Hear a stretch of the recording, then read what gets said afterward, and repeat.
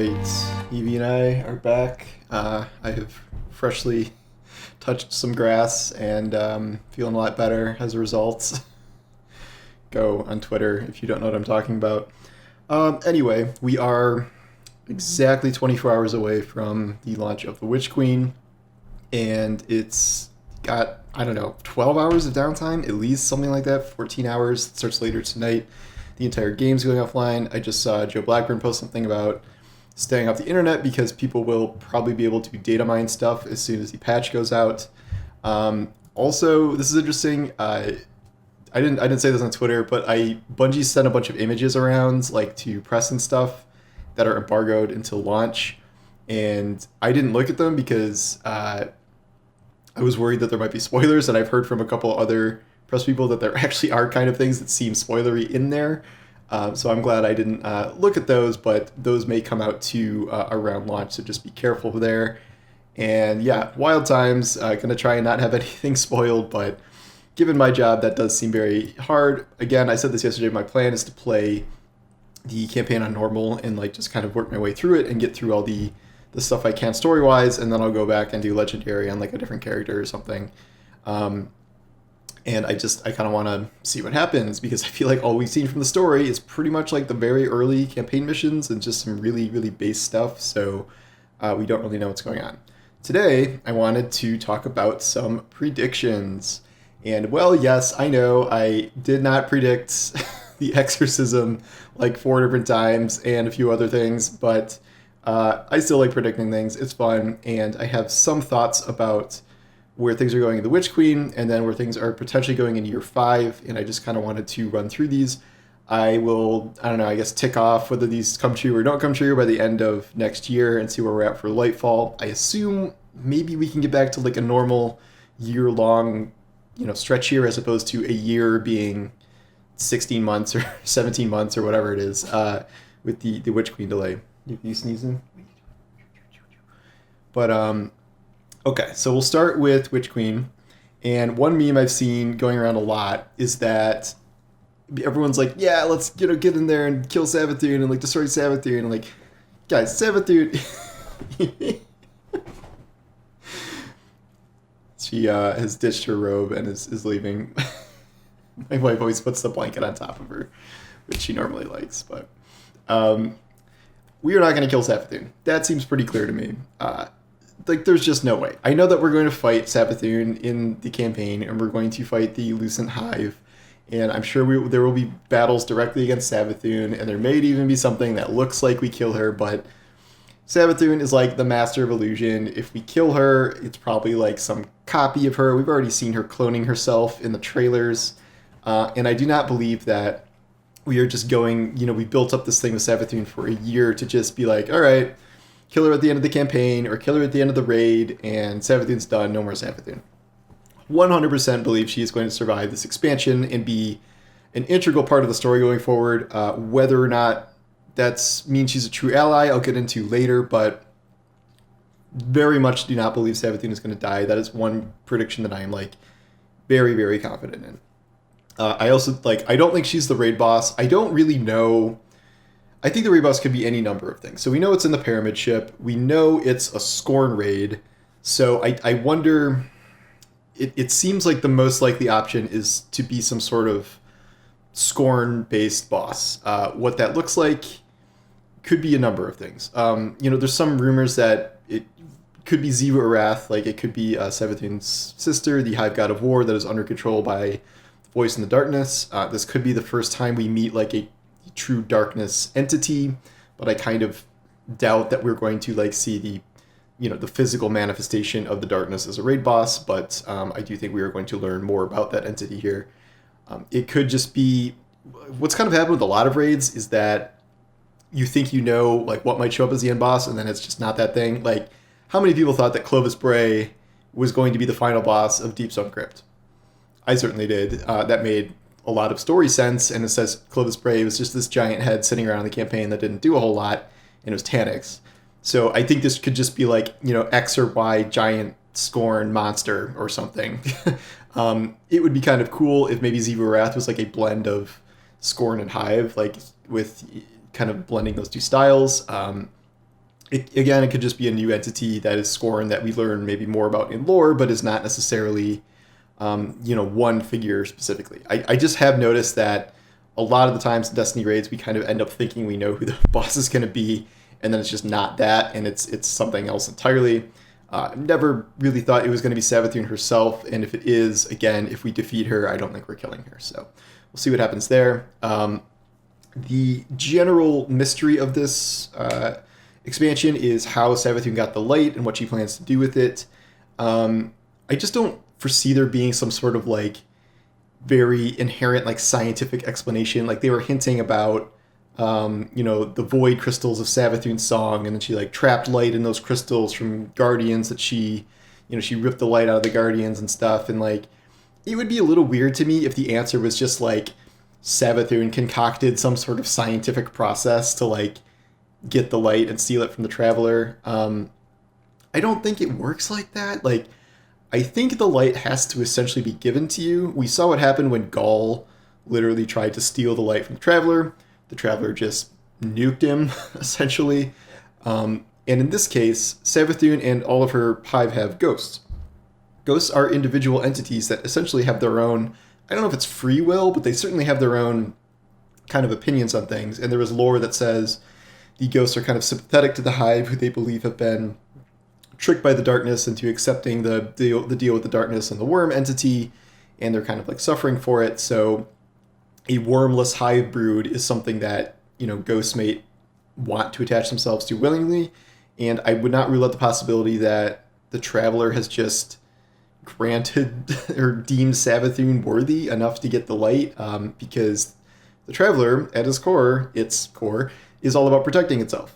And it needs to protect itself against the darkness, and if it realizes that Savathun's interests and its interests are aligned, and Savathun wants the light, and therefore has a vested interest in keeping the Traveler alive, that can be another, front in the war against the darkness, and the hive, at least Savathun's brood of hive, can be used to fight against the voice in the darkness in the future. So that is the case I can see making for this being kind of a willing transaction rather than this narrative of Savathun stole the lights necessarily being true. I'm not saying this isn't like a firm prediction, because like I can see either way, but to me it would just be a little kind of, I don't know, expected to just have it be like, okay, she executed this light heist, with X, Y, and Z plan or something. That to me would be kind of a little too boring for Savathun. I think there's probably more at play here than we think. In terms of actual gameplay, I have a couple predictions. After all we've seen, I still think the orb change is going to be bad. As you recall, they are changing orb generation on weapons to be a helmet mod, and there are 5 types of weapons that need orbs: stasis, arc, solar, void, and kinetic. So you only have room for 2 of those at any given time, and I can see that being much more of a pain than just switching to whatever masterwork weapon you have. This does solve the problem of a lot of exotics not spawning orbs, but it kind of creates even more problems because you are giving up both targeting and finder mods to have that ability. So this seems like a pretty hard nerf to orb generation in general, and I feel like this change is not really going to go over well. We know another reason that they took orb generation off of weapons is in order to give foundry or origin perks to weapons, but is that trade-off going to be worth it? I predict we're going to see a lot of complaining about orbs. I'm also going to imagine that people are going to say, at least initially, that weapon crafting is too grindy. I know I've seen how these things work, and like this is just always the case. There's going to be like too many steps or too many currencies, or there's going to be some like really mundane farming method that everyone does, even if they, killed the throwaway, and people are going to say like they don't like it for that reason. My guess is that this will take some adjustments to kind of get weapon crafting right. I would think they've kind of leaned more heavily on the grind than less to start with, just to see how it goes, but I predict this is going to be something that they have to tweak a good amount over time. Very curious to see how glaives launch. It seems something that new would probably launch either very overpowered or very underpowered, given that it is still a melee range weapon. Even with a shield and stuff, this seems like that's going to be a little hard to use in higher tier content because so much higher tier content is still just not remotely geared for like up close play. Like it just isn't. So I don't really imagine that those are going to be, you know, the most useful in Destiny's hardest content. And yet I could also see something happening like surprise, like glaives are just totally OP in PvP, and then we have to balance glaives around PvP or something like that. So I'm curious to see how that plays out, but I would be very, very surprised if glaives were like kind of perfectly balanced after all that time. I'll stop on Witch Queen specific predictions for the moment, I guess, and I kind of want to venture into year 5 a little bit. Consulting my little list I wrote down here. In year 5, I fundamentally believe we are heading back to a Anna and Rasputin storyline.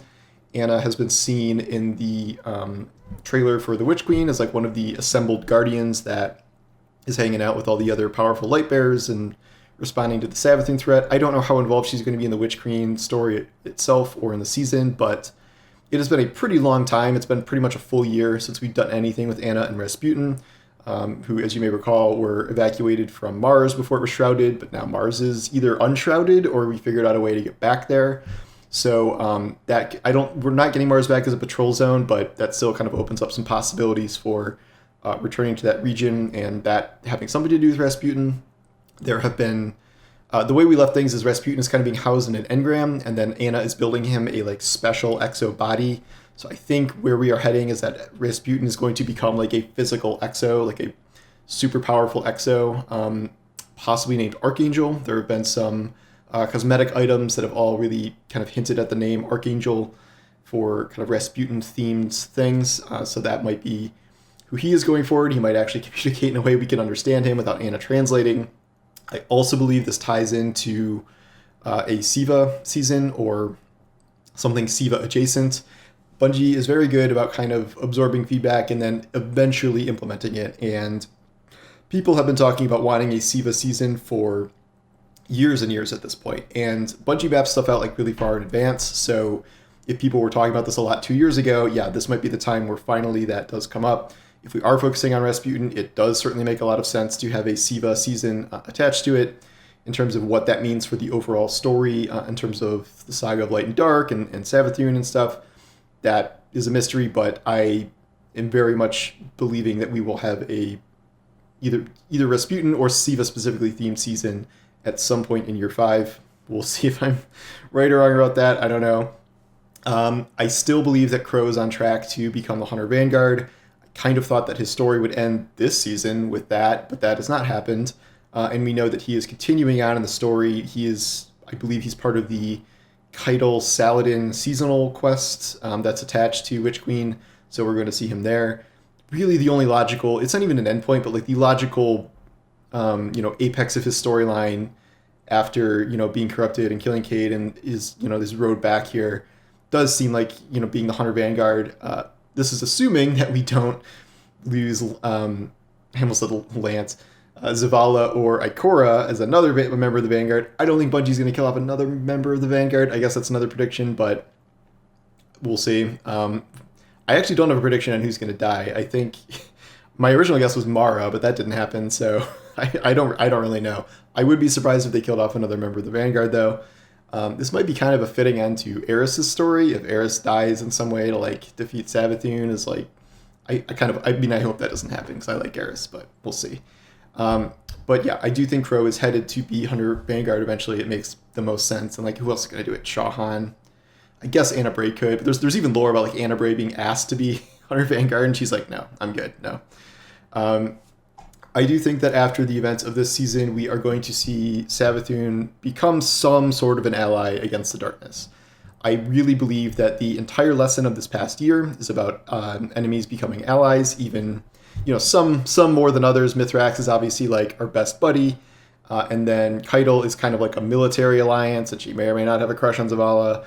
Whereas Savathun would be like, Savathun is our ally because it serves her interests, and maybe the Traveler is allowing her to keep the light because it serves its interests, and both of us are fighting against the darkness to a pretty good extent. So it does make sense to me that she may, not to say she won't betray us in the future or something like that, but it makes sense to me that she would end up kind of on our side after the events of the Witch Queen, kind of no matter what happens there. I also believe that this is leading into the fifth subclass that will be introduced in Lightfall, being some sort of blend of Hive, Soulfire, Decay, Poison, whatever. Like, this is not, I don't even know, this doesn't even seem like a really out there guess at this point. Like, Bungie has introduced just straight up poison mechanics, and they continue to introduce straight up poison mechanics as currently as right now, where Thorn and Osteostriga, the new Witch Queen SMG, both have like poison spreading, and they're in the kinetic slot. So like obviously they could just be changed over to Decay or whatever the new corrosive elemental type is when that arrives. Savathun being an ally and like letting us into Hive magic or Hive science or whatever it is, could be kind of the lore reason as to where we get that, where it's not like a darkness subclass, you know what I mean? Like, it doesn't seem like there are other darkness subclasses besides stasis. I mean, it's possible, but I think when we do new subclasses, it's just going to be maybe alternatives to light rather than just what we've seen with, okay, there's going to be 3 light ones and 3 dark ones. A good question is, I don't know if, can they just still do Hive Soulfire if they lose their worms and stuff? Was that the source of their power? I don't know. I'll ask Bife. Speaking of which, Bife has a 2-hour movie coming out in like 2 hours where he worked with animators to make this crazy, crazy massive project. So everyone should check that out. And that's what I will be doing, maybe at the same time as playing Horizon Forbidden West, because I have so much stuff to do. But we'll see if that happens. Okay. Other predictions. I think we are maybe starting soon with Witch Queen. I think we are going to start to see the voice in the darkness, like more than just teased. I think we're going to hear from it more. We might even see it named. I don't know if we'll see it physically in person. I maintain my theory that the voice in the darkness may end up possessing someone as their kind of vessel rather than appearing as this new entity. Like my prediction was like Korra, maybe not like in Witch Queen, but at some point, because that is how the darkness communicates with us, through our ghosts, through mirror images of ourselves, things like that. This is the ultimate villain of the Light and Dark saga, and we have 2 more years left in that saga, so I think we need to kind of get a move on building up that villain that has been even more in the shadows than Savathun in a lot of ways. Like, Savathun was years in the making, but now we got to kind of start that process over again with the voice in the darkness. So I think that will start to some degree in the Witch Queen, like maybe not as the literal raid boss or something, but somewhere in the Witch Queen, I think we're going to be starting to get a lot more information here. In terms of other like mechanical stuff, in terms of what Bungie's doing with origin perks, I predict that over the course of the next year, I would say they will bring back 1 or 2 of these classes of weapons, either Black Armory Collection, the Sundial Dawn Collection, or the Menagerie Collection. Probably not all 3, hopefully 2, almost certainly 1.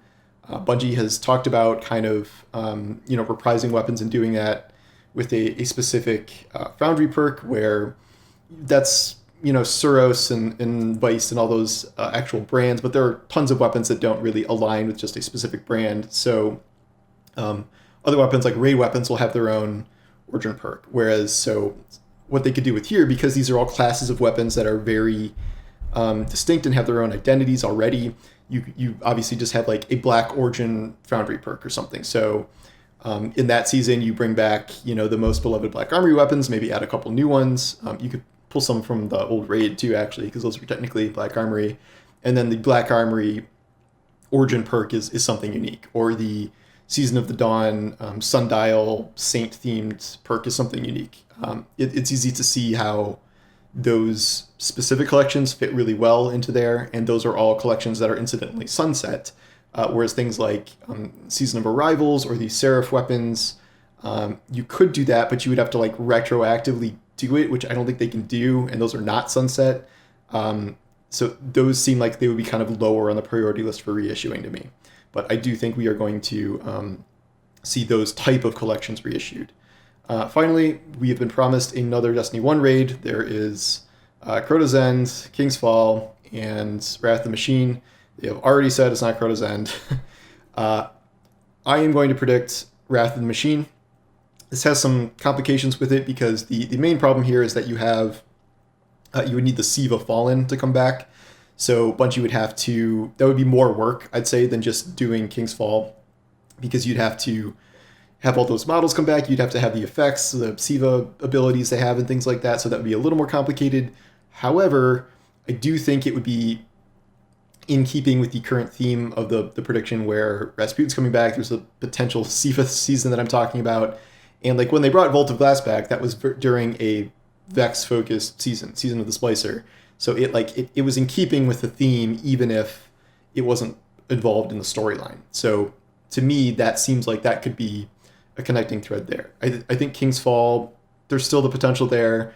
We don't have weapons like Touch of Malice back, and so like that could be introduced, and we already have Outbreak Prime, however, so that could make a lot of sense. I'm gonna stick with Wrath of the Machine as a prediction, but I could be wrong. It would seem a little weird to me to have like the whole Savathûn storyline, and then the next raid we get is just a retread of the old Oryx storyline again with the Dreadnought, her brother, and I don't know. It seems like Wrath of the Machine is the better call for me. We'll see if that pans out or not, but that is probably what I'm going to stick with until we hear more. I'm assuming that won't be here until late summer based on the current timeline here, but I guess we'll find out. Probably maybe even fall. I don't know. I could keep going probably forever, but that's enough of a list to get started, I think.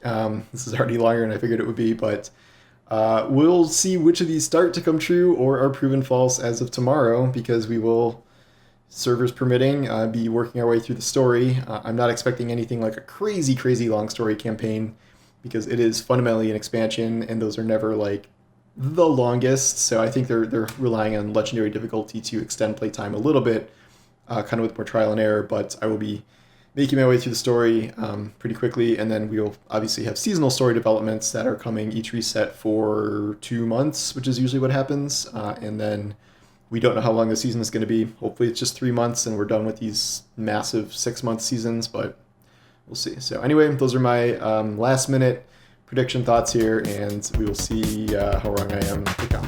Thanks for watching, and I'll talk to you guys later. Take care.